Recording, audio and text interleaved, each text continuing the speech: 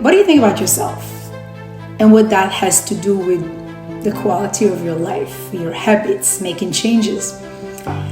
Imagine there are two people in front of me and I offer both of them a glass of wine. Let's say that one of them said, "No, thank you, I'm not a drinker." And the other one said, "No, thank you, I'm trying to quit." Which one of these two people has to fight resistance? Which one is it harder for them to not take the drink? And which one, if you could choose, has higher possibility of eventually drinking? It's much easier to resist when you don't see yourself as that person. Like if you see yourself as an athlete or an active person, going to the gym is super easy. If you see yourself as someone who is not a smoker, it's easy to say no to cigarettes because you're not a smoker.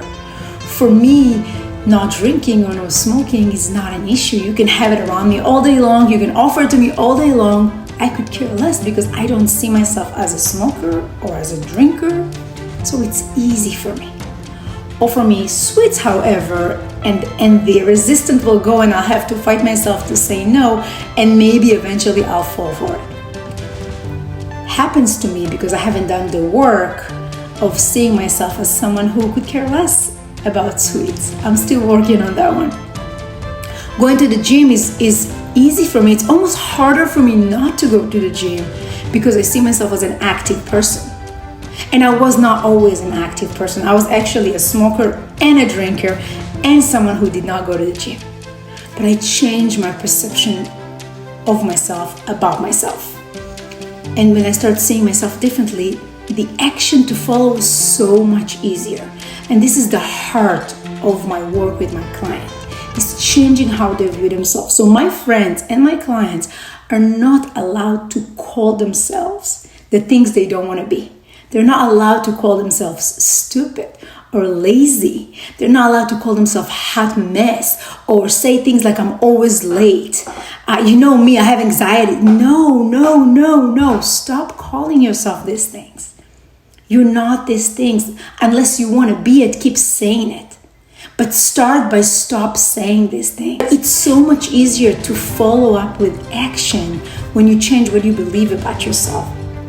A lot of people change the actions, change what they do, change what they have without changing themselves. This is why people keep gaining the weight. This is why people go through this workout routine for months or even years and then they go back to old habits. People say it takes 21 days. I don't believe that because I've done so many things for 21 days and I fell right back.